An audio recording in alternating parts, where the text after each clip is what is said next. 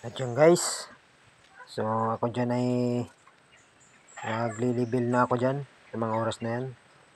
So medyo mahirap nga lang guys kasi ako lang mag-isa, kaya diskarte lang ang kailangan dyan para makapag-level ka kahit ikaw lang mag-isa. So ang ginawa ko dyan ay tinali ko muna yung isang dulo dito sa kabilang kawayan.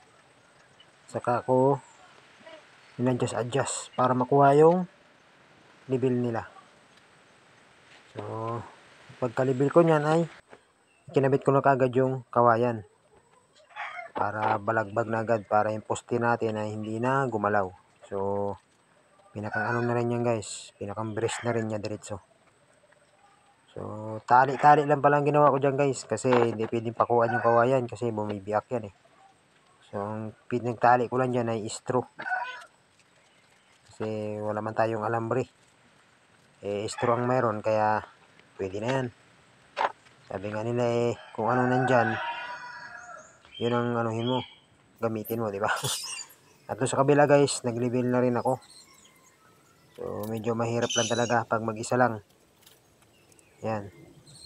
So nilagyan ko na lahat ng poste dyan para pag kinabit ko ay tuloy-tuloy.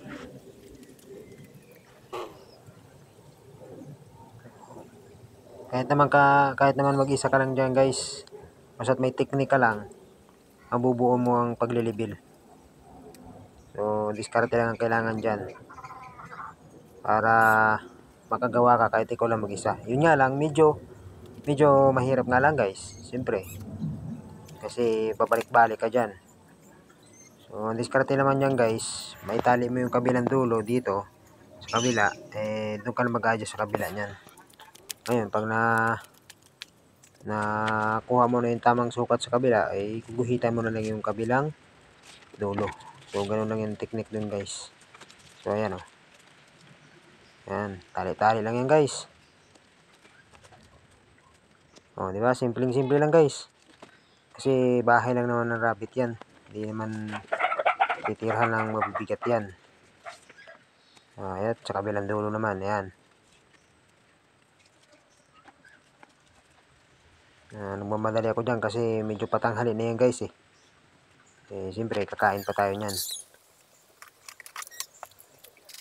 So ayan. At doon naman sa taas guys, nakapaglagay na rin ako sa taas. So yun sa taas guys, na-level ko na yan. So hindi na lang nakita sa video kasi na shortcut na yan guys eh. So may level na yan sa taas, ayan. So ang taas niyang guys, mula dyan sa tinutungtungan kong kawayan, dyan kasi yung pinakang flooring ng rabbit para mas mataas sa lupa. So nasa 8 feet yan guys. Nasa nasa 7 feet lang. Oo, tama. Kasi nag-adjust pa pala ako pababa dyan. Kasi pag 8 feet masyadong mataas, may sagunting pa. So okay lang yan. Ito sa kabila guys, naglagay na rin ako ng pinakang batangan. So ayan, nagkakaporma-porma na guys, di ba? So kulang na lang yan sa gunting guys. Oh, yan, pang diskarte guys pag mag-isa lang oh. Hala, talagang lahat ng katawan mo dyan ay gumagana guys. Balikat, ulo, kamay, lahat na yun guys, kasi mag-isa ka lang, walang tagahawak, kaya medyo mahirap. At yan sa gitna ayan, last na yung gitna guys, pagtatali. Di ba? Ganyan lang kasimple guys, pag mag-isa ka lang, kayang-kaya mong magbuo niyan. Basta diskarte lang ang kailangan. At yan, sinubukan ko nga dyan guys na bitinan, ayan, matibay naman, hindi naman umuusos yung pagkatali, ayan. So nakatatlong pa nga ako dyan pataas ng katawan eh.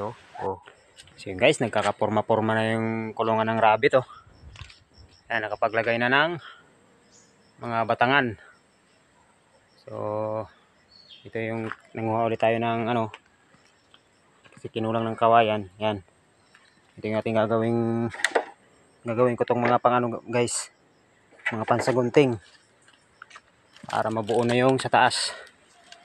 Kasi yung taas lang naman yan ng dyan guys, ang maraming kawayan, kasi yung sa ibaba niyan isang balagbag na lang to dito guys. para ipapatong na lang yung pinakang kulungan ng rabbit. So may kulungan na kasi ang rabbit guys eh. Ayan, yung ano na yan. Yung may ano na yan, screen na yan. So ang gagawin na natin yung bahay nila, yung paglalagyan. Ayan, nagkakaporma-porma na. So guys, abang-abang lang guys. Para sa mga susunod na part hanggang sa matapos ang kulungan ng rabbit. So salamat sa panonood.